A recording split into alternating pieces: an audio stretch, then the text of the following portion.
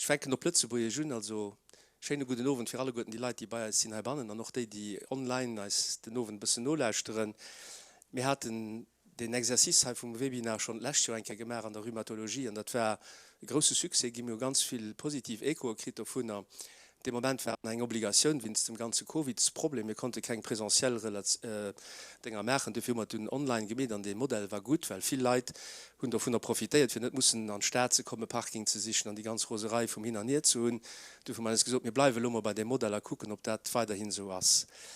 Wir schwätzen an der Rheumatologie chronik iwwer ganz viel Sujeten an de vun den Nowen, de wir rausgesicht hun as den als vu Patienten zougedrogen gin ass. Dat hecht regelmäßig froh mat Leiit, wat sind die Sujeten, die ich interesseieren, wo hat gern, dat man bësse méi drüber schwätzen, wat sind die Sachen, die net genug burch gin an. De Sujet vun den Nowen vun der Sexualität as sechege Sujet den ënner betrucht gët an noch net genug behandelt gëtt. Dafür haben wir den rausgewählt, mit einer ganzen Herd von Leuten, die als werden nur helfen, den Ofen ein bisschen mehr die Sujet zu verstehen, respektive auch Sachen, die mir selber am Service probiert zu verstehen und dann mit Antworten noch tun. Die könnt schon als allgemeine Information noch Fragen stellen über den Chat, den der Omikron hat. Das selbstverständlich probieren wir da die Fragen, die wir können machen, nur die Präsentationen en Block zu machen. Wir sind natürlich auch froh für alle Kommentare, die als geschickt gehen, weil wenn man mehr Feedback von ihr kriegen, was gut ist oder was nicht gut ist oder was er auch nicht gerne hat, was man es besser anpassen können und noch Präsentationen für die nächste Jahr, wenn wir hoffen, dass wir dann noch ein paar Werte machen, dann können wir das noch verbessern. Je vais continuer en français parce que nous avons beaucoup de francophones normalement dans notre audience, donc ce sera peut-être plus facile de continuer en français aussi pour la modération. Le sujet de ce soir, donc, comme je l'ai dit, est un sujet qui nous a été en fait avancé par nos patientes et nos patients et qui est certainement sous-traité. On en parlera in extenso avec des chiffres que nous allons vous montrer. On va commencer. Pardon.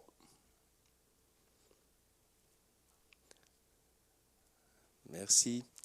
Donc on va commencer ce soir avec un exposé par le Dr Rafak Triki, rhumatologue aux hôpitaux Robert Schuman, qui va nous faire un exposé sur certaines façons de quantifier la sexualité, si on peut le faire, qui va nous parler un petit peu des retentissements au niveau de la rhumatologie et des travaux qui ont été faits dans ce domaine-là, et peut-être aussi aborder certains sujets déjà d'un point de vue prise en charge en rhumatologie.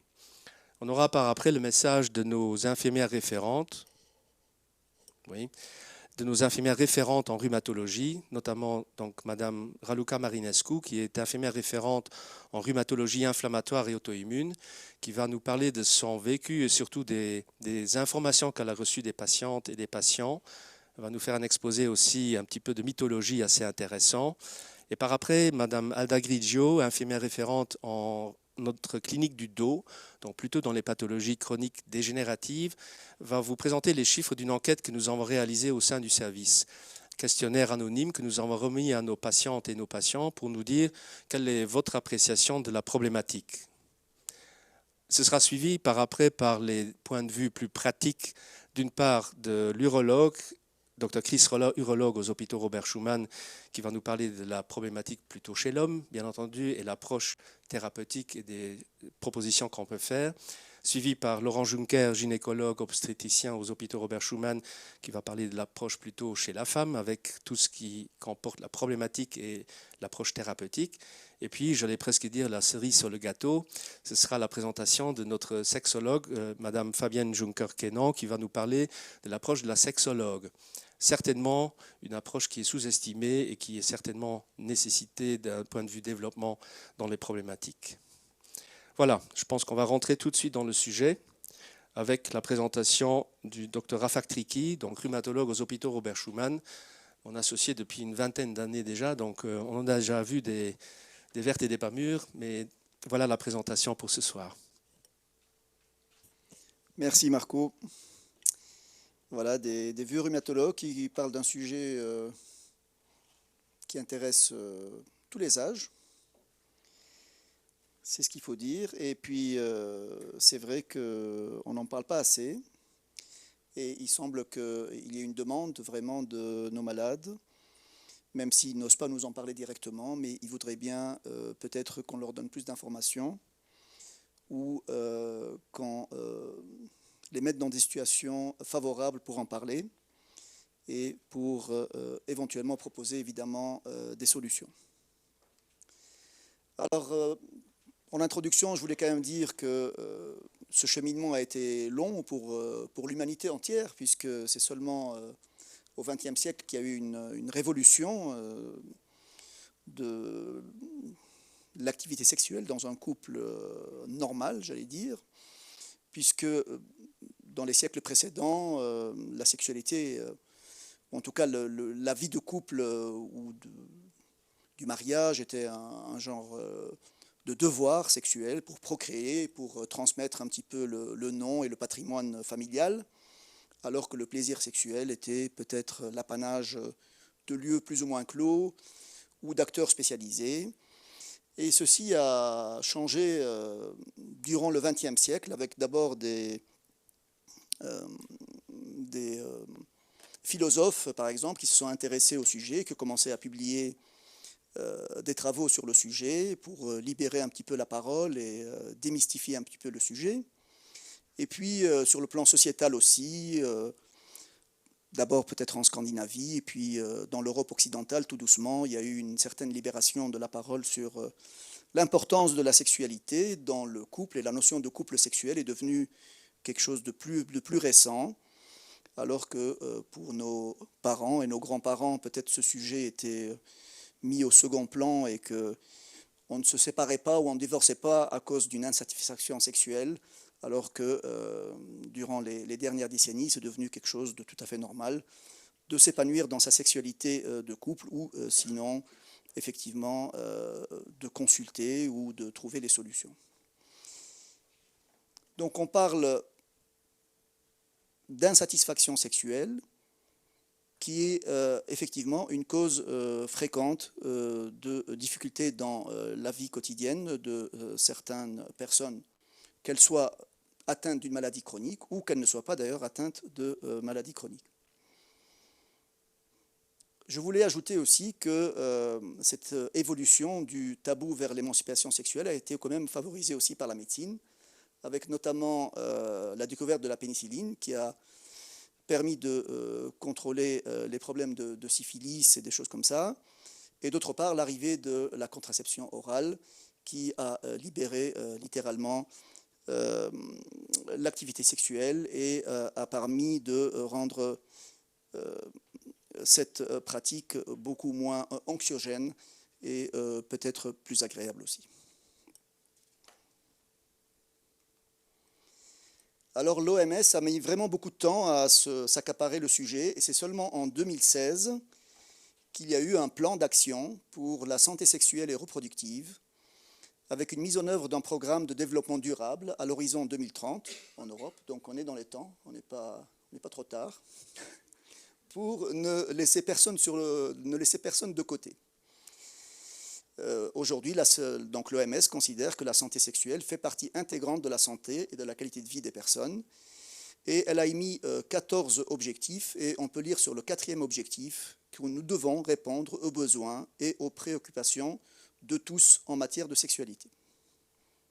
Et c'est ce que nous avons cru donc utile. Je n'arrive plus à avancer.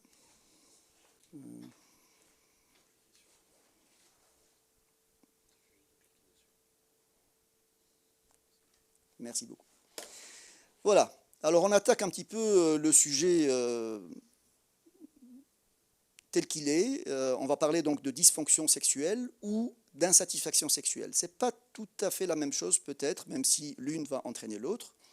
La dysfonction sexuelle ou trouble sexuel est définie comme une difficulté vécue à un certain stade de l'activité sexuelle, qui part du désir au départ, en passant par l'excitation, et puis pour arriver finalement à l'orgasme, qui est cette jouissance extrême recherchée à la fin du rapport sexuel.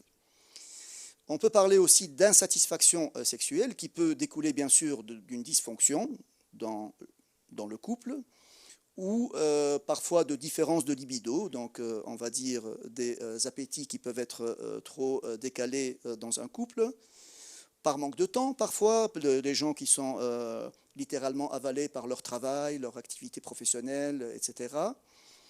Ou alors, comme pour le moment, un mois de football avec les hommes qui sont occupés à s'exciter sur une vingtaine d'hommes en train de courir derrière une balle, et peut-être l'abandon pour une période de toute autre activité.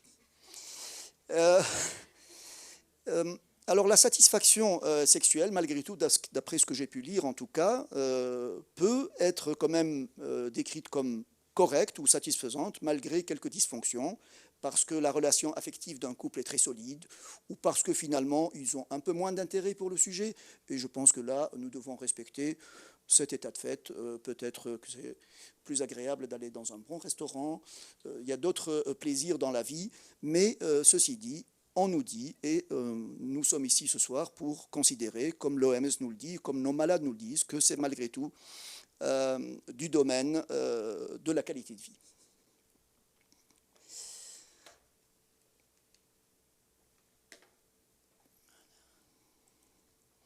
Alors, est-ce qu'on peut mesurer la fonction sexuelle? Effectivement, donc depuis déjà quelques décennies, vous voyez ici en 2000, tout ça s'est fait donc, dans un centre spécialisé au New Jersey. Donc c'est ici, je pense, pour la femme, ça doit être une dame, Madame Rosen, qui a développé donc une série de questions. Vous voyez ici qu'il y a au total 19 questions qui portent sur différentes étapes de l'activité sexuelle, partant du désir à l'excitation, à la lubrification, qui, nous le verrons, a évidemment de l'importance, l'orgasme, la satisfaction et les douleurs durant le rapport. Et donc ces différentes questions sont pondérées de 0 ou de 1 à 5, enfin bref, c'est tout un calcul pour aboutir à un résultat chiffré qui peut aller au minimum à 2 jusqu'à 36. Chez l'homme, donc ici il s'agit donc de la Female Sexual Function Index, et c'est chez l'homme. Voilà. On a également développé un indice International Index of Erectile Function, qui est en principe un indice qui se mesure sur 15 items, mais il y a une version courte et une version longue, je parle de questionnaire. Ici, la version courte, par exemple, vous pouvez la télécharger sur le questionnaire, enfin je parle pour les hommes, et ils peuvent montrer ça à leur urologue pour donner une appréciation de leur pour la qualité de l'érection dans leur vie sexuelle. Alors ces scores ont été utilisés dans les pathologies rhumatismales, et c'est un peu le fond de notre sujet ce soir. Et par exemple ici, une grande étude, ou plutôt une méta-analyse qui a regroupé 7 études ensemble pour avoir un grand chiffre de 6642 polyarthrites rhumatoïdes qui ont été comparés à des groupes contrôles dans ces 7 études. Et on a pu considérer que le risque relatif d'avoir une dysfonction sexuelle était multiplié par 1,7 chez les femmes et pratiquement par 2 chez les hommes. Donc il semble bien, selon ces études, qu'il y a effectivement un peu plus, en tout cas plus de dysfonction sexuelle chez les patients atteints de polyarthrite rhumatoïde. On a mesuré dans une autre étude ici l'indice de fonction sexuelle chez les femmes dans un groupe de polyarthrite rhumatoïde comparé à un groupe de patientes atteintes de rhumatisme psoriasique et avec un groupe contrôle. Et de manière intéressante, on voit que les groupes atteints de rhumatisme présentent dans 2 tiers des cas certains niveaux de dysfonction sexuelle, alors que dans le groupe contrôle, et de manière assez intéressante aussi, on voit que 44% de gens supposés être sans maladie présentent aussi des dysfonctions sexuelles. Et c'est d'autant plus intéressant que quand on voit les détails de cette étude, les groupes rhumatisme avaient environ 50 ans, alors que les groupes contrôle, qui sont souvent puisés dans l'entourage médical, soit des médecins, soit des infirmières, etc., l'âge moyen était de 35 ou 37 ans. Et donc on a 44% de dysfonction sexuelle dans des gens en bonne santé. Donc c'est pour ça qu'il faut relativiser un petit peu la gravité de la chose, puisque la dysfonction sexuelle fait partie un petit peu de notre quotidien, on va dire. J'ai choisi encore 2 autres études dans des spondylarthrites ankylosantes, des petites études, mais j'ai volontairement choisi des études qui n'ont pas montré non plus de différences significatives entre les patients ou patientes ici atteintes de spondylarthrite ankylosante, le morbus Bechterew, et un groupe contrôle. Donc chez les femmes, là, on n'a pas pu sortir de différences significatives dans les groupes. Et chez les hommes, ici aussi, une étude qui a montré une diminution de la libido, donc une diminution du désir sexuel, mais pas de véritable dysfonction sexuelle, dysfonction érectile. Et il faut dire que c'est de la provocation, parce qu'il y a d'autres études qui ont montré quand même qu'il y avait quand même quelques différences, en particulier chez les hommes qui souffrent d'une spondylarthrite en poussée, plus la maladie était active, avec une raideur matinale prolongée, etc., plus ils souffraient de dysfonction érectile. Alors, il y a eu d'autres manières d'approcher le problème, un peu moins, je veux dire, dans la performance, un peu moins dans la performance, mais beaucoup plus pour la qualité et la satisfaction. Parce que dans les deux index qui ont été développés au New Jersey, c'était l'activité sexuelle sur les 4 dernières semaines. Donc c'est déjà quand même un peu court, quoi, hein. Voilà. Là, ici, on a essayé de développer ensuite des questionnaires un peu plus généraux sur la satisfaction, sans mettre un critère de durée ni de quantité. Et donc ça, c'est quand même peut-être plus logique. Et on voit ici qu'en 2007, l'ANDAR, qui est l'une des associations les plus grandes de polyarthrite rhumatoïde en France, a pu faire une enquête sur plus de 7700 polyarthrites rhumatoïdes. Et les questions reprenaient plusieurs items. Et l'impact négatif était d'abord sur les loisirs. Donc tout ce qui est activité sportive, voyage, etc. Chez 84% des gens étaient impactés sur le plan de leurs loisirs, notamment activité sportive. 56% avaient un impact sur leur activité professionnelle et près de 50% reconnaissaient avoir pour eux un impact de leur polyarthrite sur leur activité sexuelle. Une autre étude, ou plutôt une enquête également faite ici en Scandinavie, portant sur 830 polyarthrites rhumatoïdes, et près de 2/3 de nouveau reconnaissaient un impact de leur maladie, impact plus ou moins important. Donc, chez les 70% là, il y en avait une moitié d'entre eux qui considéraient que l'impact était important et d'autres qui considéraient que l'impact était plus mineur ou modéré.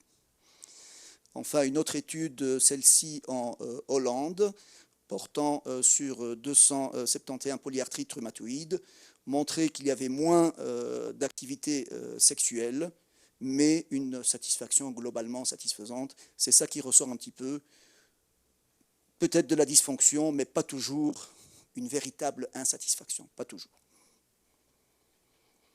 Alors si on reprend un peu l'ensemble des études, ce qui ressort un petit peu de la sexualité dans les rhumatismes, c'est d'abord quelque chose de physiologique et qui est valable pour tout le monde. Lorsque l'âge avance, évidemment, on est un peu plus calme, il y a un peu moins de libido peut-être, il y a un peu moins d'activité, mais en tout cas, ça c'est le premier point qui ressort et qui est valable pour toute la population. Ensuite, dans les rhumatismes en particulier, ce qui semble ressortir un petit peu, qui a un impact négatif, c'est la fatigue, qui est liée à la maladie elle-même. C'est les douleurs articulaires, qui soient donc les douleurs au quotidien, ou alors des douleurs ressenties durant l'activité sexuelle. L'handicap fonctionnel, qui peut interférer parfois, en particulier lorsqu'il y a une atteinte de hanche, par exemple. Évidemment, ça peut perturber particulièrement certaines activités. Ensuite, les médicaments, on n'y pense pas toujours, mais il m'est arrivé régulièrement que des patients, à l'occasion d'un changement de traitement, reviennent me voir en me disant « Docteur, là, c'est la panne totale ». Et donc là, effectivement, il faut être attentif à ça. Il existe effectivement certains médicaments qui peuvent engendrer une perte de libido ou une perturbation sur les différentes étapes de la sexualité. Et puis enfin, et pas du moindre, c'est l'aspect psychologique, puisque dans tous ces rhumatismes, il y a parfois une perte de l'image de soi, enfin une perturbation de l'image de soi, des difficultés de communication entre partenaires, du stress lié à la maladie et à la difficulté de rester au travail, et puis parfois même de véritables dépressions. Et donc ces différents aspects interfèrent un petit peu sur l'activité sexuelle.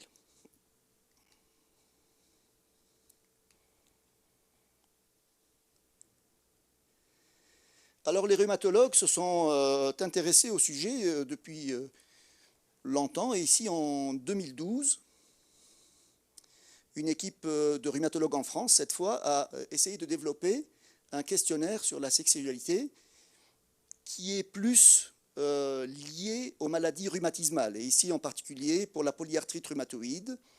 Comme je le disais tout à l'heure, là, on prend quand même 3 mois pour évaluer un peu la qualité de la sexualité, pas 4 semaines. On pose donc différentes questions, il y a une dizaine de questions.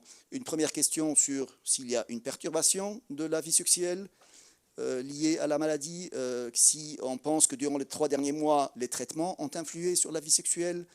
Troisième question, est-ce que le désir sexuel a été perturbé durant les derniers mois, les performances sexuelles, l'entente avec le partenaire, est-ce qu'on s'est trouvé dévalorisé durant les 3 derniers mois, est-ce qu'on a trouvé qu'on avait perdu son pouvoir de séduction, est-ce que les douleurs ont interféré sur l'activité sexuelle, est-ce que la fatigue a interféré, et enfin une question sur la satisfaction globale. Et donc ce questionnaire a été validé, il est utilisé dans le monde entier, il est adapté parfois un petit peu en fonction des cultures, des pratiques, etc. et tout, et il a été validé aussi pour d'autres rhumatismes que la polyarthrite, dont la spondylarthrite, dont le lupus, etc. Et donc à chaque fois les questions ont été un peu adaptées en fonction des maladies.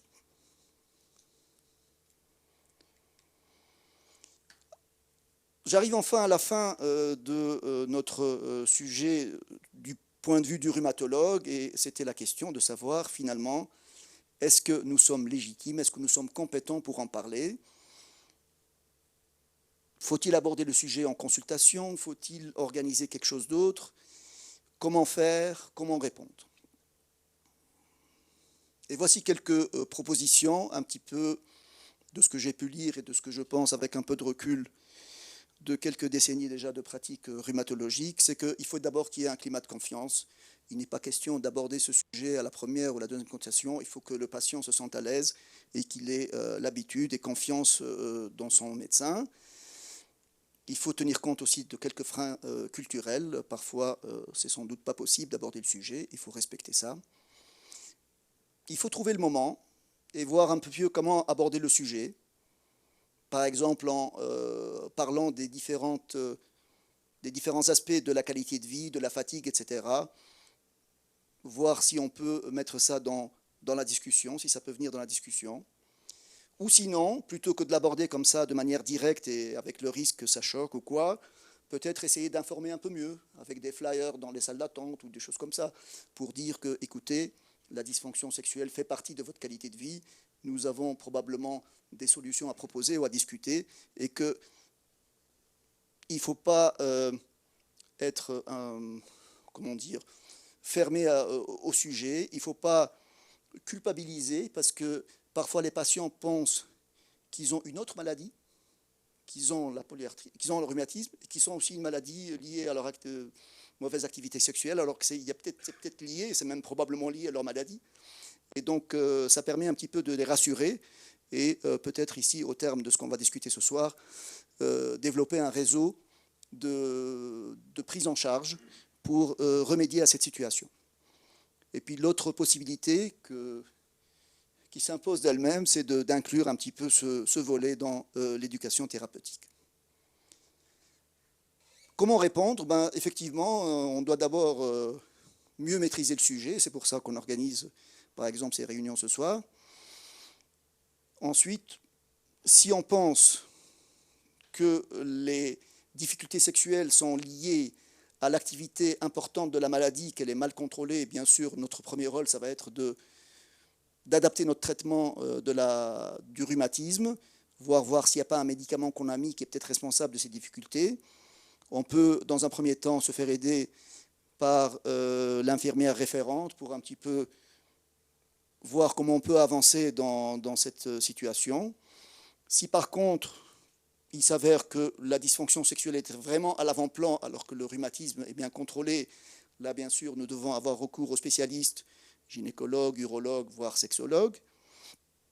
Ensuite, on a ces situations un peu psychologiques difficiles, des problèmes familiaux, des problèmes sociaux, dépressifs, perte d'emploi, etc. et tout, qui peuvent interférer un petit peu sur l'activité sexuelle. Et là, parfois, on a besoin aussi d'un soutien psychologique, voire même parfois un traitement antidépresseur.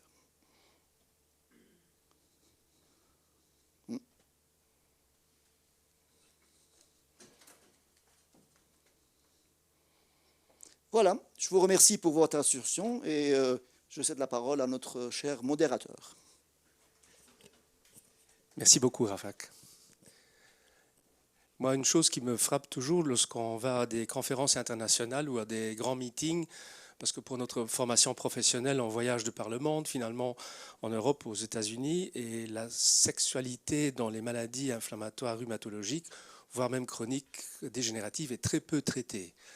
Donc tu as bien montré qu'il y a certaines études qui sont là, mais ce n'est certainement pas un sujet d'actualité qui est régulièrement abordé. Donc c'est un petit peu laissé en borderline, malheureusement, parce qu'on va en parler maintenant avec l'approche de nos infirmières référentes. Tout d'abord, commencer par Raluca Marinescu, donc, qui s'occupe des maladies rhumatismales inflammatoires, infirmière référente aux hôpitaux Robert Schuman, et elle va nous parler plus de son approche et de son contact avec les patientes et les messages qu'elle a reçus, puis nous faire un petit exposé, un voyage en mythologie grecque assez intéressant. Je te cède la parole.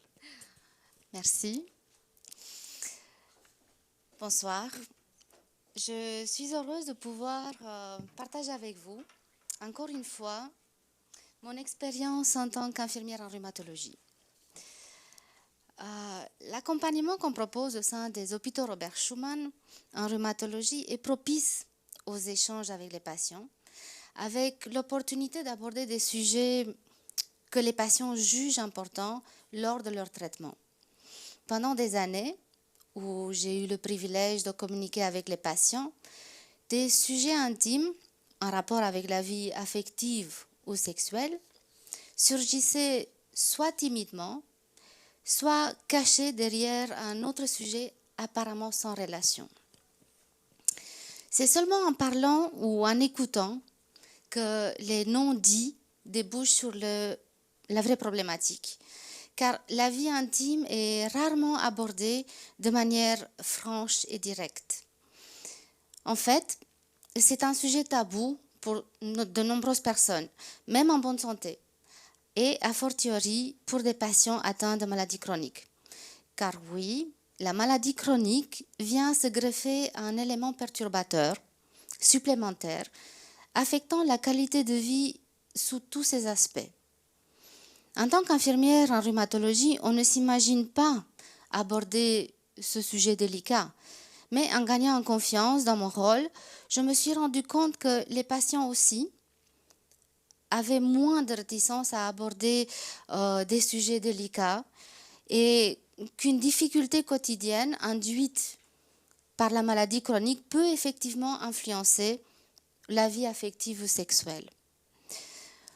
Une difficulté quotidienne, énoncée lors de ce que j'appelais dans le temps un small talk, ça peut être « j'ai une sécheresse vaginale, j'ai une cystite qui revient régulièrement, j'ai un herpès en bas, non, je ne peux pas faire du sport car, vous voyez, j'ai des fuites urinaires, je n'ai plus envie, ma libido a disparu. » Vous pensez que ce traitement est la cause de mes hémorroïdes ? Vous savez, les articulations me font tellement mal depuis si longtemps qu'entre ma femme et moi, ça ne va plus. Vous comprenez ce que je veux dire. Voyez-vous, ce small talk apporte des interrogations et des demandes. Je répondais de manière authentique à travers mon expérience d'infirmière, mais aussi en tant que femme. C'est sympa les small talk, n'est-ce pas? Jusqu'au jour où une patiente m'a raconté son problème qui a transformé depuis lors la routine du small talk. Je vais vous dire pourquoi. Cette patiente me faisait part de son inconfort dû à son psoriasis. Les douleurs articulaires étaient gérables, mais son psoriasis au niveau intime la faisait souffrir énormément. Cette personne a ouvert son cœur avec courage et confiance, tandis que moi, j'étais évidemment contente de sa confiance, mais en même temps, j'étais un peu perdue, car je n'avais pas de solution efficace à lui offrir. Ce qui est important dans cette histoire, c'est que les small talk peuvent parfois prendre toute une autre dimension, en nous mettant face à nos propres limites personnelles, aussi bien professionnelles qu'émotionnelles, surtout quand on aborde des sujets de la vie intime. Je remercie profondément cette marque de confiance de la part de cette patiente, car elle a changé ma perspective sur mon rôle d'infirmière. Ainsi, voyez-vous comment un small talk peut finalement se transformer en échange sur la qualité de vie générale et intime, avec la douleur comme facteur limitant. Discussion sur l'image corporelle et les conséquences d'un traitement sur la prise du poids ou la chute des cheveux. Délibération sur l'estime de soi en rapport avec la baisse ou la perte de libido. Les explications sur le sujet du bien-être physique et psychologique, comme par exemple le problème de la sécheresse mucosale. Mais l'Organisation mondiale de la santé le dit beaucoup mieux que moi, en abordant de manière naturelle toutes ces facettes. La santé sexuelle est un état de bien-être physique, émotionnel, mental et social en relation avec la sexualité. Elle n'est pas simplement l'absence de maladies et de dysfonctionnement ou d'infirmité. La santé sexuelle requiert une approche positive et respectueuse de la sexualité et des relations sexuelles et la possibilité d'avoir des expériences sexuelles agréables et sûres, sans contrainte, discrimination et violence. Pour atteindre et maintenir un bon état de santé sexuelle, les droits sexuels de tous les individus doivent être respectés, protégés et exercés. Et pour finir, j'aimerais vous raconter une petite histoire de la mythologie grecque. Le mythe platonicien sur l'amour, qui peut être fait écho à notre recherche d'équilibre ou de bien-être.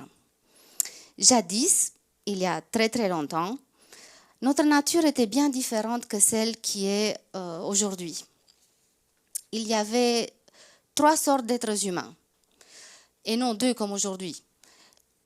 La femelle, issue de la terre, le mâle, issu du soleil, et l'androgyne, issu de la lune, qui était un être composé des 2 premières, donc mâle et femelle. Les androgynes étaient des êtres ronds, possédant 2 visages, 4 bras, 4 jambes et 2 appareils génitaux placés dans leur dos. Ils se reproduisaient sans sexualité. Ils étaient parfaits. Mais en tentant d'égaler les dieux, oui, ils ont provoqué leur colère et ils furent punis par Zeus, qui les coupa chacun en 2 moitiés. Chaque être nouvel s'est mis alors à la recherche de sa moitié intérieure pour reformer l'être originel. Et chaque moitié cherchait à rencontrer celle qui lui appartenait avant que Zeus les sépare. Une fois les 2 moitiés retrouvées, celles-ci ne cherchaient plus qu'à s'unir et à se confondre à nouveau. Mais ils n'y parvenaient pas parce qu'ils avaient leurs organes sexuels à l'arrière. Et donc, ils ont fini par mourir de faim, ils finissaient par mourir de faim, de déprime et d'inaction.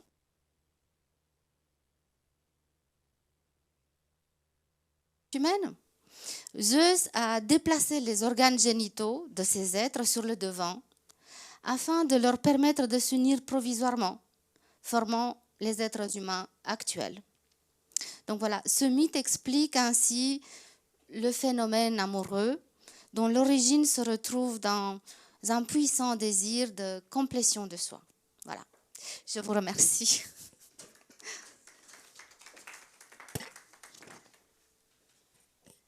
Merci beaucoup, Raluca. En fait, si j'écoute, on se rend bien compte que notre prise en charge des malades chroniques, c'est une prise en charge pluridisciplinaire et de voir de tous les abords Parce qu'il est vrai qu'en consultation de ville ou en consultation régulière, on pose certaines questions aux gens, on a le temps de leur demander vous supportez bien, vous allez mieux, vous avez des complications de votre traitement, ça se passe bien sinon, et paf, ça se termine. Nous n'arrivons jamais au small talk, il faut le dire. Et c'est un grand déficit, et d'avoir la chance d'avoir votre participation, donc de donner l'occasion du small talk qui va au-delà des limites de notre consultation, je crois que c'est ça l'abord le plus important qu'on puisse avoir. On va passer à la deuxième présentation de nos infirmières référentes. Et donc, je passe la parole maintenant à Alda. Alda Grigio va nous parler de l'étude que nous avons réalisée dans le service de rhumatologie au moyen de questionnaires que nous avons remis aux patientes. Alda, la parole est à toi.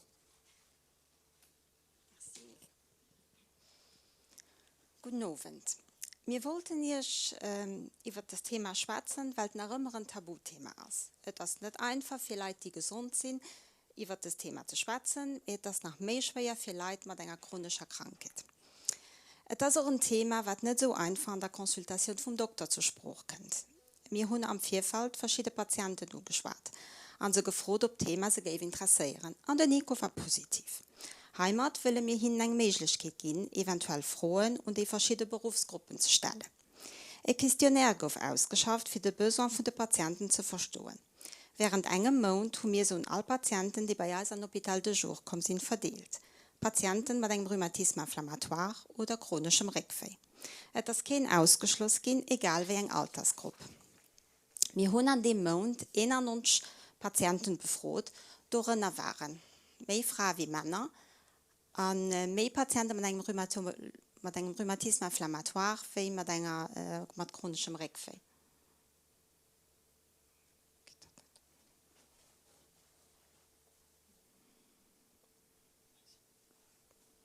Merci. Als erste Frage war, ob ihr Pathologie einen Impact auf ihr Sexual- und Intimleben hat. Da haben 49% mit Ja geantwortet, 36% mit Nein und 6% wussten nicht. Was frappant ist, Patienten mit einem chronischen Reckfei, da ist die Antwort klar, ja oder nein. Patienten mit einem Rheumatisme inflammatoire, da sind 6%, die es nicht wissen. Das heißt, sie können nicht sagen, ob die Pathologie einen Impact auf ihr Intimleben hat.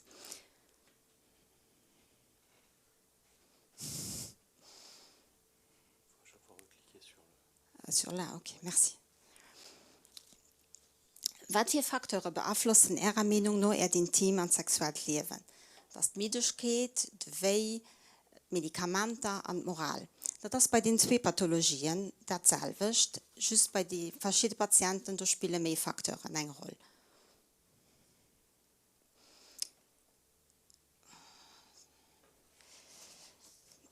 Eine andere Frage war, schwätzt an der Koppel darüber. Da haben 41% mit Nein geantwortet, 38% mit Ja und 12% haben nicht darauf geantwortet. Das sieht, dass sogar an der Koppel ein Thema ist, was schwer angeschwärzt wird. Und als letzte Frage war, was tut drin Rolle? Von den 91 Patienten haben wir 26 darauf geantwortet. 9 Patienten haben mit ihrem Doktor geschwärzt, 4 haben Medikamente geholt, 6 mit einem Psychologe, 1 Patient mit einem Sexolog und 6 haben etwas anderes in der Rolle. Wie gesagt, die letzte Weise ist, dass 91 Patienten haben das Questionnaire beantwortet und wir 26 schon darauf geantwortet. Merci. Merci vielmals. Très intéressant parce que Rafaq vous a montré des chiffres des différentes études montrant que certainement 50% des gens sont affectés, disent d'avoir des problèmes de sexualité dans le contexte des maladies. Et nous retrouvons ces chiffres ici. Donc plus de 1 sur 2 a des problèmes. Donc c'est quelque chose de très important et certainement sous-estimé et sous-traité. Donc nous loupons beaucoup de problématiques, nous n'en parlons pas assez. Important de dire, peut-être, est-ce que c'est une vraie différence de dire les rhumatismes chroniques inflammatoires disent oui, non, ou je ne pense pas qu'il y ait une influence, alors que les lombalgies chroniques nous disent oui ou non. C'est à voir, c'est peut-être à creuser un petit peu davantage. Donc le vécu de la maladie importe beaucoup. Il faut voir aussi que les rhumatismes inflammatoires sont des maladies qui ont beaucoup plus de facettes différentes, thérapie, durée. Le sexe, ce sont plus de femmes que d'hommes. Il faut en tenir compte aussi. Et puis aussi, je pense, l'impact sur l'activité physique en tant que telle. Avec une lombalgie chronique, on est limité, mais avec un rhumatisme inflammatoire, on peut avoir beaucoup plus de limitations en général. Donc le vécu aussi bien de la douleur, la sexualité, de beaucoup d'autres domaines est très différent dans ces deux pathologies différentes. Voilà, on a fait un petit peu le tour. On va passer à des choses un petit peu plus pragmatiques et pratiques, avec maintenant la présentation de notre ami Chris Roller, urologue aux hôpitaux Robert Schuman, qui va vous poser donc, dans son exposé le point de vue et le support de l'urologue, donc plus orienté sur l'homme. Bon, merci. Je voudrais d'abord aussi remercier les confrères de la rhumatologie de nous avoir invités et de donner donc l'aspect de l'urologue. Voilà, ce que je vais vous raconter ce soir, bien sûr, avec le discours d'abord, le point de vue, le support de l'urologue, ce n'est pas que pour maintenant les maladies rhumatismales. J'ai essayé de garder le sujet un peu plus global, donc bien sûr, vous allez voir que ceci s'applique certainement aussi en général à beaucoup d'hommes en fait, qu'on voit dans notre consultation. Bon, j'ai quand même essayé de regrouper un tout petit peu les problèmes urologiques donc, dans le cadre de maladies rhumatismales. Tout d'abord, on en avait parlé déjà avant dans le premier discours du Dr Tricky, donc diminution de la libido, ça veut dire en fait réduction du désir sexuel qui n'est pas seulement dû à maladies rhumatismales, mais c'est quelque chose certainement dont je vais parler tout à l'heure un peu plus dans les détails. Le classique, ce qu'on retrouve surtout dans notre consultation, bien sûr, c'est les hommes qui ont des problèmes d'érection, donc ce qu'on appelle la dysfonction érectile. Là, on peut faire la distinction d'un côté entre une érection qui n'est pas suffisamment forte pour éventuellement donc un acte sexuel, ou bien de l'autre côté aussi une érection qui ne tient pas assez longtemps pour finalement arriver à l'orgasme. Autre chose que j'ai également mentionné, aussi pas typique maintenant pour les maladies rhumatismales, mais ce qu'on retrouve aussi chez certains hommes, donc ce qu'on appelle l'andropause, un peu le pendant de la ménopause chez les femmes. La même chose peut arriver chez les hommes à partir d'un certain âge, donc une diminution de la testostérone, donc l'hormone sexuelle, avec des effets secondaires comme des vapeurs, diminution d'énergie et bien sûr aussi des problèmes liés à l'érection et à la libido. Dernière chose, là plus spécifique, il existe effectivement donc des effets négatifs de certains médicaments anti-inflammatoires et immunosuppresseurs dont je vais raconter aussi juste quelque chose plutôt à la fin. Alors la prise en charge par l'urologue, voilà. Premier sujet, donc diminution de la libido. Alors juste encore une fois les facteurs de risque en général, bien sûr avec l'âge la libido diminue.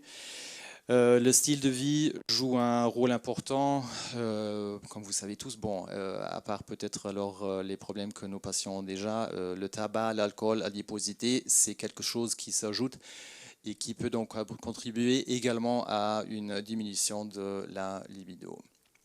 Après, les effets secondaires de médicaments, peut-être plus importants aussi dans la patientèle des rhumatologues, les patients qui prennent peut-être aussi souvent des antidépresseurs qui peuvent avoir des effets négatifs donc, sur la libido, aussi certains antihypertenseurs qui ont des effets négatifs dans ce sujet. Et puis voilà, maladie chronique et douleurs chroniques, je pense c'est clair que pour les gens qui souffrent de douleurs pendant toute leur vie, toute la journée, ils ont peut-être d'autres choses en tête que l'activité sexuelle. Voilà, premier sujet donc pour les problèmes d'érection, la dysfonction érectile, les traitements. Alors le grand classique, je dirais, ce que nous on prescrit le plus, bien sûr c'est les comprimés, les inhibiteurs PDE5. Les grands classiques comme le Viagra, le Cialis, Levitra ou Spedra. Donc ces 4 molécules qui sont sur le marché, ça a commencé avec le Viagra il y a quand même plus que 30 ans je pense maintenant, et le Spedra c'est la molécule la plus récente. les différents médicaments agissent différemment sur certains patients. Il y a des patients qui tolèrent une molécule mieux que l'autre, également en question de dosage. Des fois, il faut jouer un peu et regarder en fait ce que les patients tolèrent le mieux, d'un côté avec la meilleure fonction et le moins d'effets secondaires. Effets secondaires classiques dans toutes ces molécules, c'est souvent des maux de tête, des courbatures peuvent arriver, surtout dans le dos. On peut avoir une baisse de la tension artérielle avec des fois donc des vertiges. Ça, c'est voilà, ce qui arrive le plus souvent. Et des fois, il suffit juste de changer la molécule et peut-être on peut les tolérer mieux. Également, peut-être à dire, bon, toutes ces molécules, sauf le spédrin, je pense, existent aussi en générique, qui sont beaucoup moins chères et c'est exactement la même chose. Alors, d'autres choses. Est-ce qu'on peut juste regarder? Bon, il m'a demandé quelque chose. Bon, désolé. Oui, je pense aussi. Ok. Bon, deuxième chose. Après, si les comprimés ne marchent pas très bien, on a d'autres possibilités. Donc, on peut également prendre des injections directement dans l'urètre. C'est une molécule qui s'appelle l'alprostadil, bon, sous le nom de Vitaros. Là, en fait, vous avez une seringue avec une crème qu'on peut appliquer ou injecter directement dans l'urètre. Ceci dit, c'est bon, déjà un peu moins pratique juste prendre un comprimé parce que bon, les patients doivent quand même s'injecter. Bon, c'est pas une seringue, pas une aiguille, mais quand même il faut voilà, injecter ce produit directement et ça agit localement directement sur les corps caverneux. Ça crée en fait une érection plus artificielle. C'est moins géré. Il faut aussi savoir que pour appliquer cette molécule, les gens avec des problèmes de polyarthrite doivent aussi être capables de bien pouvoir manipuler ou bien se servir de leurs mains. Sinon, encore une autre chose, encore un peu plus complexe, injection dans les corps érectiles du pénis avec la molécule, le Caverject, c'est un grand classique. Là, ça devient encore plus compliqué pour les patients. On utilise ça vraiment rarement, mais c'est pour des cas réfractaires à toutes les autres molécules, où les patients doivent préparer d'abord la solution eux-mêmes et donc injecter la molécule directement dans les corps caverneux. Et là, bien sûr, aussi, si vous avez des problèmes au niveau des mains, ça va encore être plus compliqué. Dernière chose, si vraiment les autres options sont des échecs, on peut également envisager une prothèse pénienne, mais là vraiment on va faire une chirurgie avec une implantation donc de cylindres directement dans les corps caverneux. Donc en fait, vous avez ici un réservoir avec un liquide. Vous avez une pompe qui va être placée donc dans le scrotum à côté des testicules. Et vous avez donc deux cylindres, comme on a deux corps caverneux au niveau du pénis, qui vont être implantés dans le pénis. Après, il faut se servir de cette pompe pour pouvoir gonfler les cylindres, pour créer en fait aussi une érection artificielle. Et à la fin de l'acte aussi, on va activer la pompe pour donc dégonfler les cylindres et le liquide va revenir dans le réservoir. Mais là, c'est vraiment un peu plus complexe et vraiment pour des cas très sélectifs. Les autres prises en charge, bon, j'avais dit diminution de la testostérone. Bon, c'est quelque chose qu'on voit de temps en temps. C'est pas d'office quelque chose qui doit être traité, mais après, quand les patients ils ont des problèmes d'érection ou de la libido, on peut envisager une substitution. Là, un grand classique et le plus simple là, c'est comme par exemple j'ai mis l'androgel, donc c'est vraiment des gels à appliquer sur le corps tous les jours qui donnent des résultats assez bien. On arrive à un taux de testostérone assez bien qui, dans la plupart des cas, peut bien aider les patients. Pour ceux qui ne peuvent pas l'appliquer tous les jours ou éventuellement en cas de réaction cutanée, ça peut arriver aussi, on a une deuxième possibilité, mais là, on doit aussi à nouveau injecter le produit intramusculaire. C'est quelque chose qu'il faut faire entre toutes les 2 semaines jusqu'à tous les 3 mois. Là aussi, bien sûr, c'est moins pratique parce que bon, il faut voir le médecin et il faut donc faire les injections. Dernière chose que je voulais également dire, bon, on a vu tout à l'heure les chiffres au niveau des catégories d'âge chez votre patientèle. Ceci, c'est quelque chose qui concerne plutôt les hommes donc, qui n'ont pas enfants ou qui ont encore un désir de paternité. Là, c'est juste important de savoir, bon, il y a certains médicaments anti-inflammatoires, immunosuppresseurs qui peuvent avoir un impact négatif sur la fonction des spermatozoïdes. Bon, je suppose que, bon, en cas de, si jamais on a des gens qui doivent prendre ce genre de médicaments et qui viennent en consultation, on a la possibilité éventuellement de congeler des spermatozoïdes, notamment, donc c'est les cyclophosphamide. Je ne sais pas, vous les utilisez beaucoup ou pas en général? Ouais, bon. Ouais. Parce que bon, il faut savoir que ces médicaments-là, ils ont vraiment des effets négatifs sur la spermatogenèse. Ça veut dire vraiment la qualité des spermatozoïdes peut s'altérer considérablement et peut même avoir un effet tératogène. Ça veut dire de malformation éventuellement chez les enfants. Ensuite, les sulfasalazines, c'est peut-être un peu plus courant. Là, le risque est moins grave. Je voulais juste mentionner, bon, ce médicament peut entraîner une diminution du nombre de spermatozoïdes, donc soit une oligozoospermie, une azoospermie. Donc peut-être quelque chose que les gens qui veulent avoir des enfants doivent juste considérer. Sinon, la plupart des médicaments, méthotrexate, azatioprine, cyclosporine, là, il n'y a en général pas de risque pour la fertilité. Donc là, voilà, on peut être tranquille. Voilà, ça c'est en fait ce que j'ai à vous raconter ce soir. Merci. Merci beaucoup. Chose importante juste à rajouter pour le méthotrexate, parce que ça fait partie quand même des médicaments les plus utilisés de par le monde. Chez la femme, il est absolument contre-indiqué en cas de grossesse désirée, donc il faut l'arrêter avant la grossesse. Ça a été très longtemps discuté aussi chez l'homme, parce qu'on n'était pas certain si ça pouvait avoir une influence tératogène ou même de stérilité. Ça a été très longtemps discuté et actuellement, la prise de position est claire et nette, ça n'a pas d'effet délétère. Donc, un homme jeune qui est sous méthotrexate, il peut concevoir. C'est assez important parce que ça a été très longtemps mis en cause. Merci beaucoup pour cette présentation très pratique et pragmatique chez l'homme. On va repasser maintenant d'un point de vue du gynécologue aussi, donc l'approche plutôt chez la femme. Dr Laurent Juncker, gynéco-obstétricien aux hôpitaux Robert Schuman. Merci, bonsoir. J'ai donc le plaisir de vous présenter un petit peu la place, le rôle du gynécologue dans la thématique discutée. Donc la place du gynécologue, elle découle finalement de différentes choses.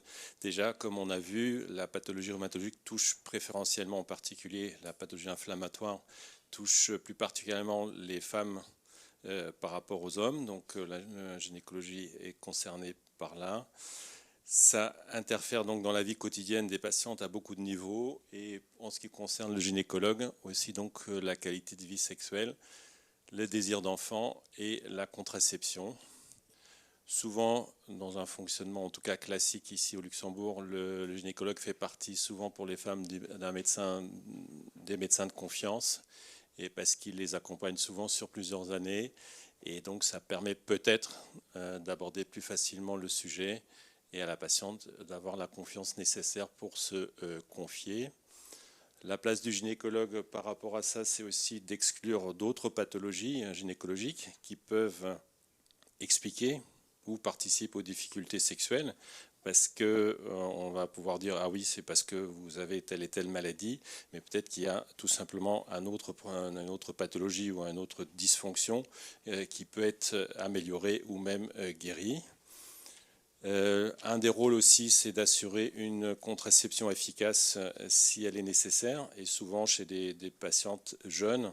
On vient de parler de la tératogénicité, donc les problèmes au niveau des malformations induites par les médicaments. Donc certaines patientes ont besoin d'une contraception efficace à cause de leur traitement, même de temps en temps à cause de leur maladie, parce que leur maladie contre-indique temporairement ou définitivement éventuellement une grossesse.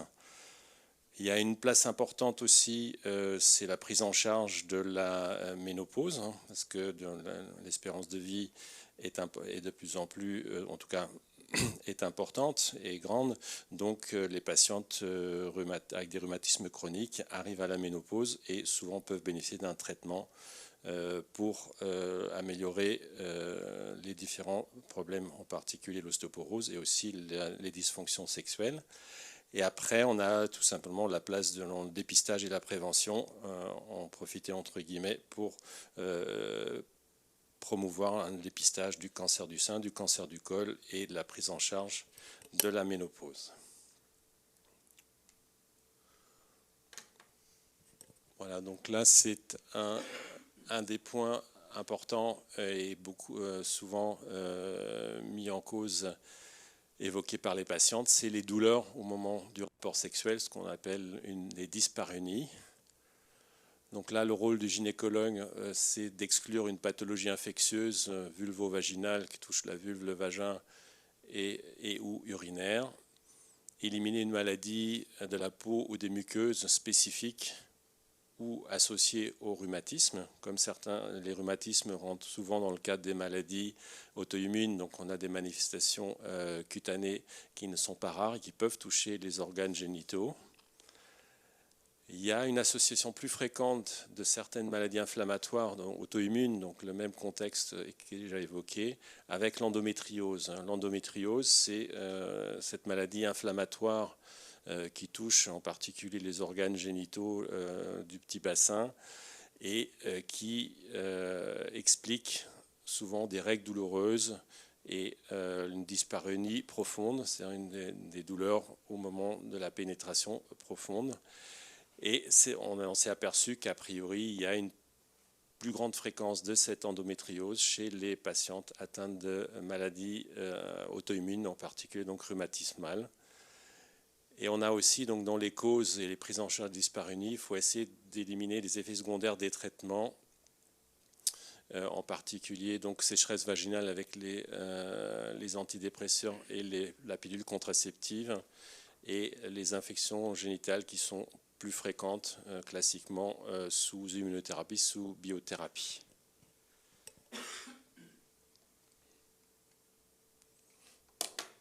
Donc, comme déjà évoqué, j'avais mis un point sur la ménopause. La ménopause doit être prise en charge, ce qui ne veut pas dire que toutes les patientes doivent bénéficier ou prendre un traitement hormonal, mais c'est une prise en charge plus globale, parce que cette ménopause a un impact direct sur la sexualité par baisse de libido. Dr Roll a évoqué l'andropause, donc là on est dans le pendant féminin, et souvent, pas obligatoirement, mais ça favorise ou ça provoque une sécheresse vulvo-vaginale responsable de nouveau de dyspareunie, donc de douleur au moment des rapports, ou peut-être pas de douleur, mais d'inconfort pendant ou après les rapports. Des infections urinaires plus fréquentes également après les rapports.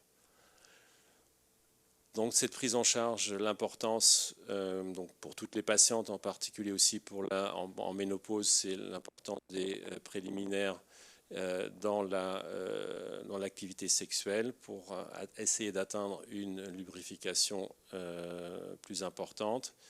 La régularité des rapports sexuels qui est un facteur favorisant, et après tout le travail sur les composantes subjectives comme les fantasmes, donc travail qui rejoint le travail du sexologue dans la prise en charge. Il y a donc pour le gynécologue également la rééquilibration de la flore vaginale. Donc souvent la flore vaginale est moins bien développée ou pas développée du tout, ne se développe plus très bien à cause du manque d'hormones. Donc on peut proposer donc des probiotiques aussi bien par voie orale, donc en comprimé à prendre, que par voie locale des ovules. Certains conseils pour certaines patientes, bien sûr pas toutes, c'est des conseils d'hygiène toutes banales, comme éviter des toilettes excessives. Il y a encore des patientes qui pratiquent trop d'hygiène intime, qui va nuire finalement à leur flore vaginale et également donc provoquer des sécheresses, des défauts de lubrification. Les traitements hormonaux, donc gros sujet potentiellement de polémique. Donc les traitements hormonaux peuvent être locaux, donc purement application essentiellement vaginale, ou des traitements généraux, donc des comprimés, des patchs ou des gels, des crèmes. Donc on peut proposer le traitement hormonal s'il n'y a pas de contre-indication due à la pathologie.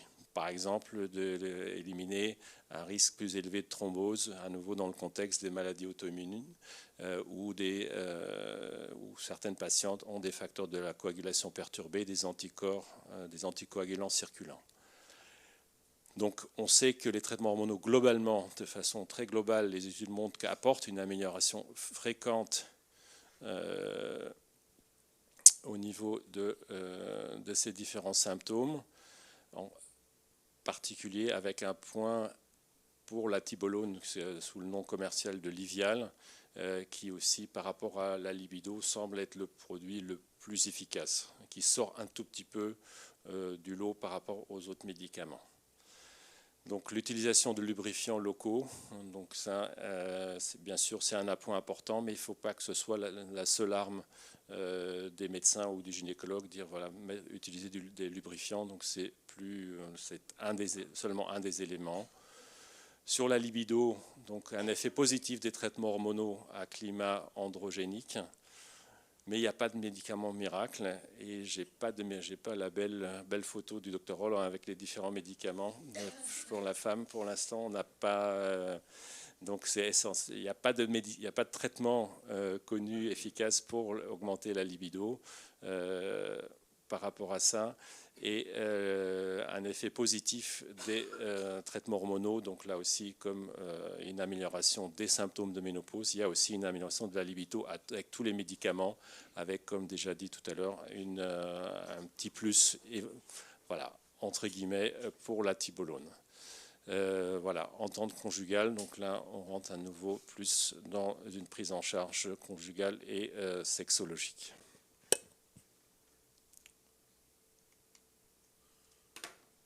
Voilà, donc la conclusion pour moi, c'est surtout aussi, ça a déjà été dit, c'est un petit peu, j'enfonce une porte ouverte qui a déjà été ouverte, c'est l'importance du travail en réseau.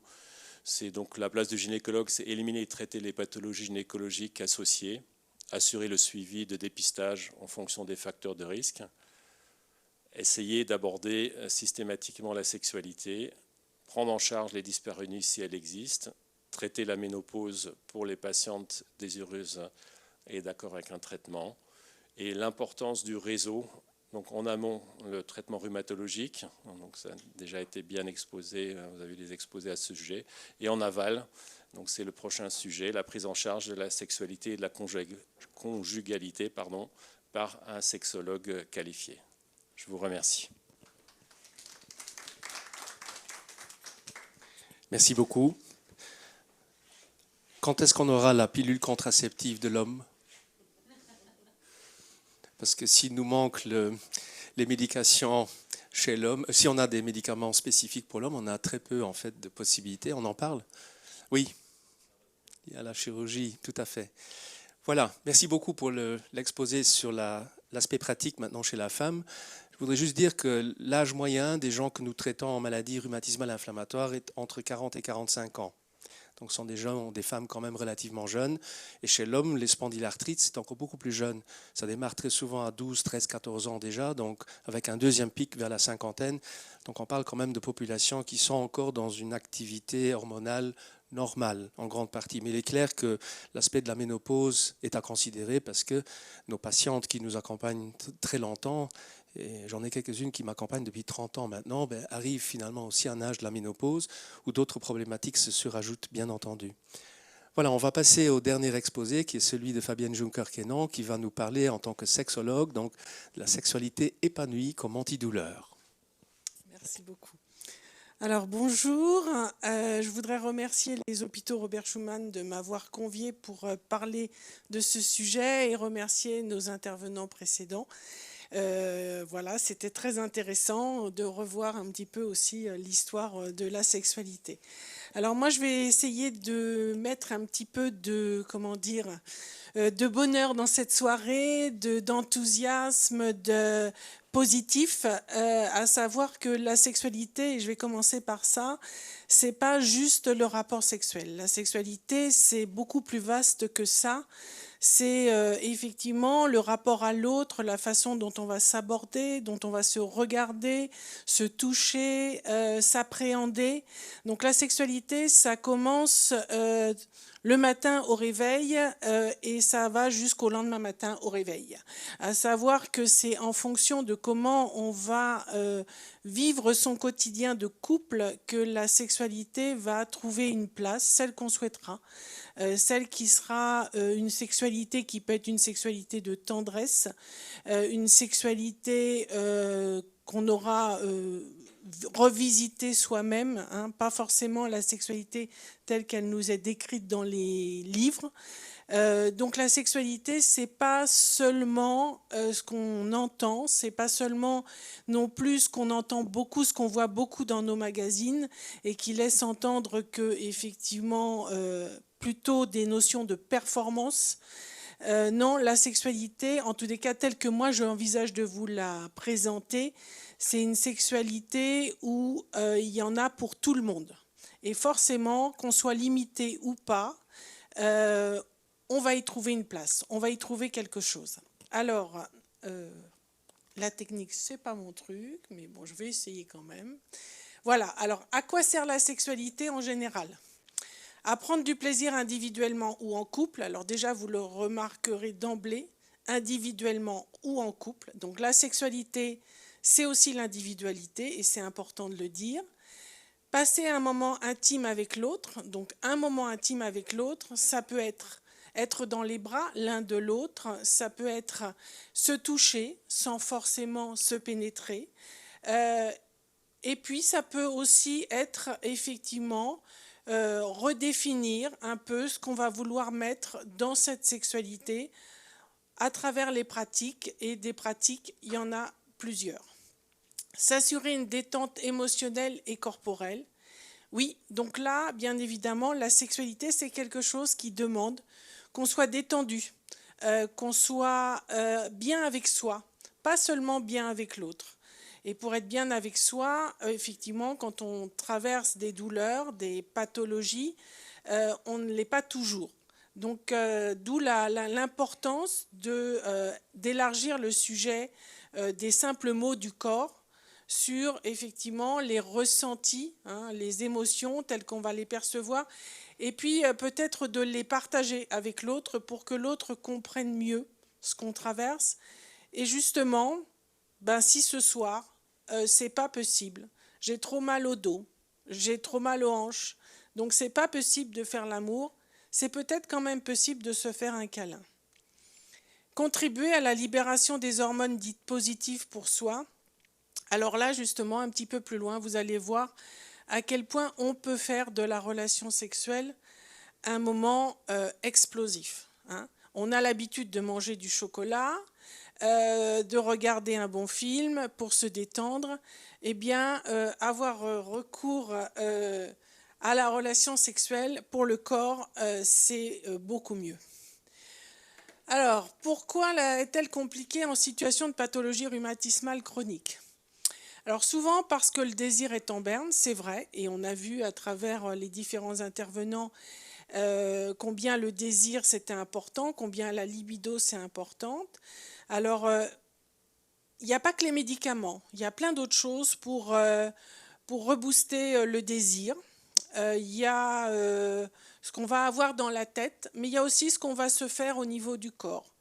La façon dont on va prendre soin de soi, la façon dont on va réenvisager la sexualité, plus récréative peut-être. Il y a aussi le fait qu'on projette des douleurs dues aux positions et aux pratiques. Alors ça, c'est des choses, parfois, on a une idée de la sexualité qui fait que rien que d'y penser, Quand on se dit, oula, ça va être compliqué là, comment là je vais faire pour faire des pompes là alors que j'ai déjà mal au dos, non, on n'est pas obligé de faire des pompes justement, on peut peut-être trouver d'autres positions. On peut peut-être en discuter avec sa partenaire et puis concevoir que peut-être on peut même rester à plat, hein. On est fatigué, voire déprimé. Oui, donc là, c'est vrai. Mais la fatigue, c'est plus quelque chose auquel on pense. Très souvent, quand on réfléchit, et d'ailleurs, la majorité de la population est vite fatiguée. Il faut savoir quand même aussi que moi, je reçois beaucoup dans mon bureau des gens qui n'ont pas de pathologie chronique, ni rhumatismale, ni autre, et qui sont fatigués et qui déjà aussi ont du mal à faire l'amour le soir. Donc faire l'amour, ça veut dire déjà y songer, y penser, en avoir une petite idée, élargir le sujet. Et du coup, on s'aperçoit que la fatigue, bon, elle peut passer au second plan. Et puis des fois, on est fatigué. Et puis peut-être que dans cette salle, vous le reconnaîtrez tous, on est fatigué. Et puis quand on commence, on n'est plus si fatigué. Et puis alors quand on a fini, alors là, on n'est plus du tout fatigué. Parce qu'on a d'autres préoccupations à penser. Oui, c'est vrai, quand on a des pathologies, quand on a mal, quand on a des médicaments, quand on n'est plus tout à fait bien dans son corps, on a plein de choses à penser. Mais aujourd'hui, on est dans une société où de toute façon, on pense du matin au soir. Et le problème, c'est de savoir se ramener au sujet essentiel. Donc, peut-être pas de se dire, oh là là, je vais encore, là, ça fait 3 semaines, là, on va devoir quand même y aller. Non, peut-être se dire, oh là là, ça c'est tellement bien ce soir, là, si plutôt que de regarder un film nul à la télé, parce qu'il y en a beaucoup, on allait se coucher ensemble, on se parlait, on se prenait dans les bras, et puis qui sait, peut-être qu'il se passera quelque chose. Alors, quelles sont les dysfonctions sexuelles? Donc là, je ne vais pas m'attarder parce que ça a déjà été évoqué. Les plus retrouvées dans cette thématique des maladies chroniques rhumatismales qui amènent à s'éloigner de la sexualité. Bon, donc bien évidemment, les troubles de la libido avec une baisse ou une perte, les dyspareunies, voire le vaginisme. Donc les dyspareunies, Dr Jonker l'a abordé, c'est les douleurs, effectivement. Mais ces douleurs répétitives peuvent amener à une forme de vaginisme. Donc c'est pour ça que quelque part, il faut absolument les entendre et les prendre en charge, parce que le vaginisme, donc, c'est une impossibilité à la pénétration. C'est l'anorgasmie, donc la possibilité à atteindre l'orgasme. Donc ça, effectivement, ça peut être aussi justement par une surcharge mentale qui fait qu'on n'a absolument pas la capacité à lâcher prise. Et les dysmorphophobies, en fait, c'est quand l'image de soi est déformée et qu'on n'est plus du tout en phase avec son corps. Donc, bien évidemment, le corps étant impacté dans la sexualité, on n'a plus envie, parce qu'on a tout simplement une image qui est défaillante et se mettre nu devant l'autre est tout simplement impossible. Chez l'homme, c'est un peu pareil, donc trouble ou perte de l'érection, ça on en a parlé, perte ou trouble de la libido, difficulté d'éjaculation, difficulté à atteindre ou ressentir l'orgasme, et de la même façon, on pourrait penser que ça n'existe pas chez les hommes, eh bien non, ça existe aussi. Quand ils ont une image défaillante d'eux-mêmes, eh bien, ils n'ont plus envie de faire l'amour. C'est-à-dire que ça impacte directement leur libido, voire ça amène une dysfonction érectile secondaire. Alors, comment s'amener dans une vision plus positive de la sexualité ? Pour s'amener à envisager une relation sexuelle comme un espace de ressources relationnelles, sensorielles, émotionnelles. Alors, un petit peu comme j'ai démarré cet entretien, c'est apprendre et comprendre comment chacun des partenaires fonctionne sexuellement dans le couple. Donc, bien sûr, il y a le désir, il y a l'excitation, il y a le plaisir. Quand je dis apprendre et comprendre, c'est vraiment, avoir accès à une éducation sexuelle qui permet de voir, d'entendre qu'on n'est pas du tout synchrone en fait. On n'est pas du tout, on ne fonctionne pas de la même façon. Et c'est souvent parce qu'on pense que l'autre fonctionne comme soi que justement ça ne va pas. Donc c'est vraiment aller dans le sens de comprendre les éléments déclencheurs du désir chez la femme, mais aussi chez l'homme. Qu'est-ce qui va faciliter l'excitation? Et puis, quels vont être les gestes, les mots, les attitudes qui vont favoriser l'accès au plaisir. C'est travailler sur l'acceptation du corps, quel qu'il soit, avec les modifications qui peuvent être en lien avec une pathologie. Donc c'est effectivement retrouver une certaine harmonie entre son corps et sa tête pour que, à un moment donné, eh bien, ce corps ne fasse pas tout simplement obstacle. C'est travailler en sexodynamique et sexocorporel les dysfonctions sexuelles mises en avant. Alors vous allez me dire, c'est quoi ça? Sexodynamique, ça veut dire, effectivement, on va parler de tout ce qui entoure la sexualité, les fantasmes, les idées, les projections, les interprétations qui sont souvent à la source de tabous ou alors de freins. Donc on va essayer d'amener la personne à comprendre que ses propres freins, les obstacles qu'elle met dans cette sexualité et qui l'empêchent d'aller au-delà de ce qu'elle imagine. Le sexo-corporel, c'est travailler directement sur le corps. Ça veut dire changer des habitudes. Et dans le cadre, par exemple, des dysfonctions érectiles, c'est aussi important de travailler ce sexo-corporel ou dans l'éjaculation précoce ou dans toute autre pathologie, en tous les cas troubles sexuels qui touchent la femme. C'est vraiment se réapproprier le corps dans au niveau sexuel. Donc tout ce qui est périnée, comprendre finalement comment on est fait, comment on fonctionne et comment on peut améliorer les choses.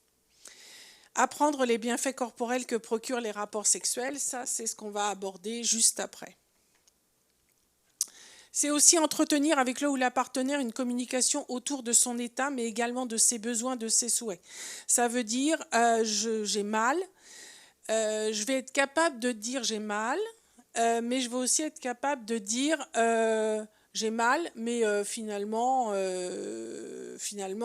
si tu me caressais autrement, ben, ça pourrait finalement peut-être être plus sympathique pour moi et du coup mon idée d'avoir mal pourrait être perçue différemment. Donc la communication, c'est vraiment la chose sur laquelle je mettrai un point essentiel. Établir un climat relationnel général bienveillant. Oui, la bienveillance, c'est le fait que ça commence le matin et que ça s'arrête le lendemain matin. Ça veut dire que si effectivement je ne suis pas bienveillant avec mon partenaire ou ma partenaire, s'il y a des tensions à la maison, si on se parle mal au quotidien, eh bien évidemment, bien au-delà de la pathologie, la sexualité ne pourra pas être épanouissante. Évoluer sexuellement selon ses possibilités corporelles, ôter des projections et interprétations erronées, c'est ce que j'ai déjà dit. Donc il faut vraiment une éducation à enlever tous les freins, toutes les projections qui viennent souvent interférer dans une sexualité épanouie. Par la psychologie positive et ou la pleine conscience, parce que quelque part, avoir mieux conscience de son corps, mieux conscience de ses possibilités, être plus positif, et ça je pense que quand on a une maladie chronique, c'est vraiment important de maintenir les gens dans une psychologie positive, c'est-à-dire à entrevoir malgré leurs limitations toujours ce qui peut rester positif et ce qu'ils peuvent faire. Et se faire accompagner et guider, ça c'est important parce que ça fait vraiment partie de ce qui va les faire évoluer dans leur façon de voir les choses. Alors, ça y est, il ne veut plus avancer.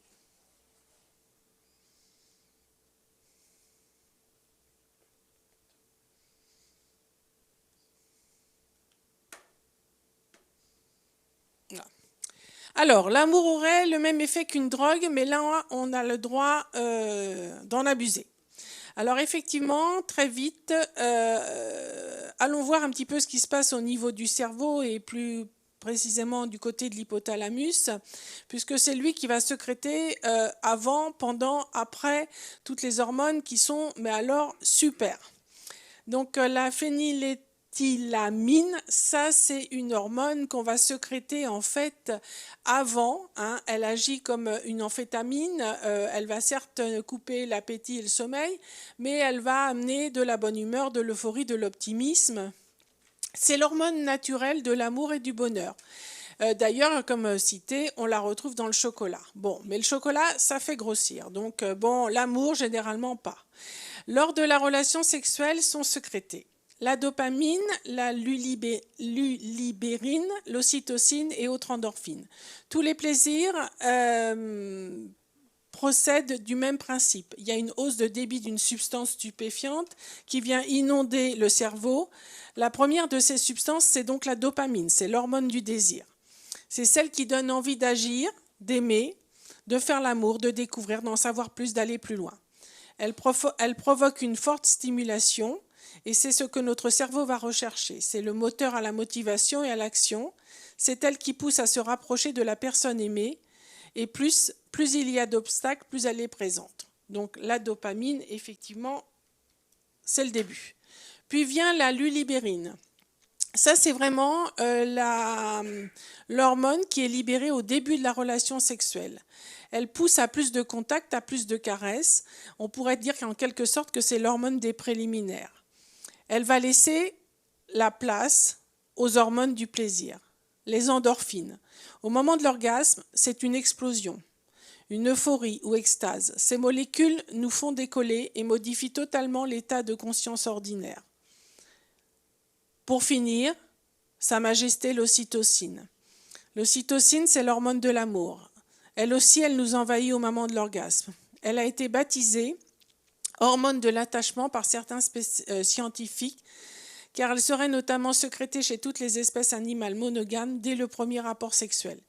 C'est elle qui transforme le plaisir en amour. Donc vous voyez, finalement, faire l'amour, ça va amener dans le cerveau ce qu'on appelle un cercle vertueux.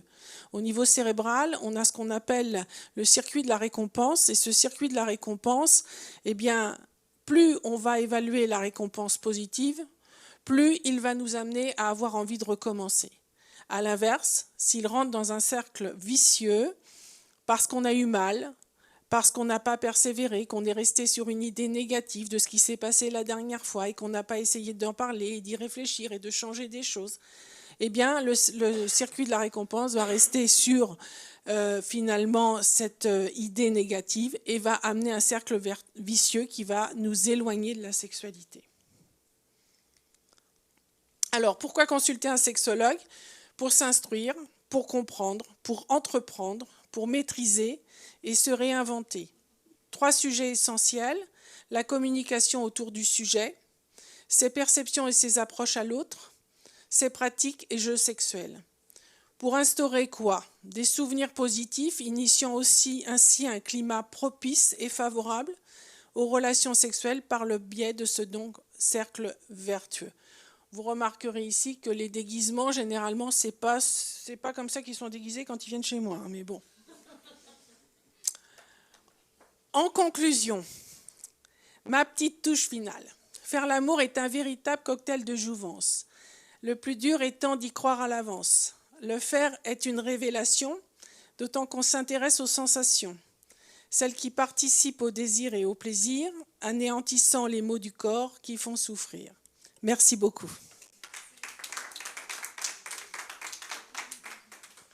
Merci beaucoup. Je pense qu'on a enfin compris ce que ça veut dire. La chimie, elle passe entre nous. C'est vraiment ça, donc il y a une bonne explication en général. Merci beaucoup pour cet exposé très intéressant, très complet. Alors, avant de conclure, on a eu quelques questions. Je vais peut-être poser tout de suite ces questions qui nous ont été envoyées par chat. Il y en a une qui est assez facile, elle est plutôt pour le Dr Roller. Est-ce que les médications dont vous avez parlé, entre autres les stimulants, est-ce qu'ils sont remboursés par la CNS? Oui, pardon. En général, les inhibiteurs PD5, donc Viagra, Cialis, Levitra, ne sont pas remboursés par les caisses de maladie. Ce qui est, je pense, plutôt le cas dans tous les systèmes de sécurité sociale, au moins en Europe. Après, il Il y a quelques exceptions probablement, mais ça dépend toujours après au cas. Il y a par exemple après des accidents, des choses comme ça où éventuellement ça peut être pris en charge. Mais c'est vraiment très individuel. Après, il faudrait vraiment faire une demande de remboursement au cas par cas. Après, il faut dire que vu que la plupart des molécules existent maintenant en générique, ils sont vraiment beaucoup moins chers. Ça coûte un quart et en général, je propose vraiment aux patients les génériques parce que bon, c'est tout à fait la même chose et c'est au terme de budget beaucoup plus intéressant. Voilà. Merci. Alors, question qui est un petit peu à cheval avec notamment la gynécologie. Est-ce que la biothérapie change la flore vaginale? Je te laisse répondre parce que j'ai aussi une réponse peut-être à donner, partielle. Donc, ce qu'on connaît, c'est que tous les traitements immunomodulateurs augmentent le risque, ou du coup le risque favorise les infections. Alors, est-ce qu'il y a un déséquilibre de la flore qui est à l'origine de ce mécanisme? Là, honnêtement, je ne sais pas. Mais en tout cas, on sait que ces patientes sont plus à risque par rapport aux vaginites, cystites, tout ça. Est-ce que ça passe par la flore ou est-ce qu'il y a un autre mécanisme? Je ne sais pas. Alors, la réponse de notre côté en rhumatologie, c'est que très rarement, les gens ont une monothérapie. Donc, pour arriver à un stade où on traite avec des biologiques, donc des molécules immunomodulatrices, très souvent on y associe du méthotrexate, on associe des anti-inflammatoires et de la cortisone. Et donc, il faut voir un petit peu l'ensemble de la thérapie. Ce n'est pas une molécule qui est en cause, mais très souvent c'est l'association de plusieurs traitements. Merci. Question qui revient, c'est est-ce que les infections urinaires à répétition peuvent être dues ou les conséquences d'une spondylarthrite? Et si oui, comment les traiter sur les causes? Je ne sais pas si tu as une réponse à cette question-là. Donc en fait, la spondylarthrite ankylosante qui entraîne des ossifications, des inflammations des articulations du bassin et du pubis peut entraîner peut-être par voie réflexe des problématiques de vidange de la vessie, mais des véritables infections répétées, je ne pense pas qu'elles soient décrites comme effet causal de la spondylarthrite, mais on revient à ce que j'ai dit tout à l'heure, c'est les traitements. Donc, beaucoup d'utilisation d'anti-inflammatoires, les stéroïdes, la sulfasalazine, on en a parlé un petit peu. Donc, il y a plein de choses qui interfèrent et je pense que c'est plus les thérapies qui interfèrent que la maladie en tant que telle. Alors, autre question qui est assez difficile, je pense, c'est est-ce que les avancées thérapeutiques ont eu un impact positif sur la souffrance sexuelle des patientes atteintes de rhumatisme inflammatoire? Tu veux répondre à ça?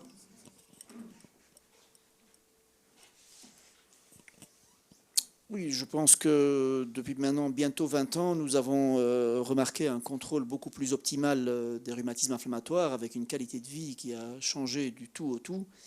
Et vraiment des rhumatismes inflammatoires mieux contrôlés s'accompagnent forcément d'une amélioration sur tous les niveaux, à la fois pas seulement sur le niveau articulaire, mais sur le niveau de qualité de vie, sur le maintien au travail et très, très certainement sur les dysfonctions sexuelles dont on a parlé ce soir, puisque tout ça est lié ensemble. Et on peut quand même dire que depuis 20 ans, nous qui avons commencé la rhumatologie avec les sels d'or et le début du méthotrexate, on a vécu maintenant depuis plus de 20 ans une époque formidable où on ne voit plus beaucoup ou presque plus de déformations articulaires, où justement cette histoire d'image de soi n'est plus aussi altérée que ce qu'elle était il y a 20 ans, où effectivement il y avait des déformations articulaires qui empêchaient effectivement les gens de manipuler une seringue ou même d'utiliser un couteau, une fourchette. Et je pense qu'il n'y a pas d'études, mais très probablement, même sur la qualité de vie sexuelle, il y a eu certainement un grand progrès secondaire à l'apport bénéfique des biothérapies. Oui.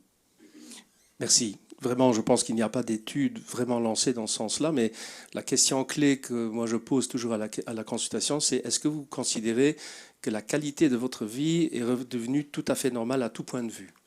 Alors le ou la patiente qui me dit oui, c'est le succès thérapeutique. Et donc on a obtenu ce qu'on voulait avoir, c'est une reprise de vie tout à fait normale. Et donc on y inclut probablement d'une façon indirecte aussi la sexualité et la relation sexuelle dans cette situation-là. Voilà, je pense qu'on a fait le tour d'horizon. Il n'y a plus de questions actuelles, donc je me permets de clôturer en fait la soirée avec ce qui pour moi serait... Oui, une question quand même. Pardon.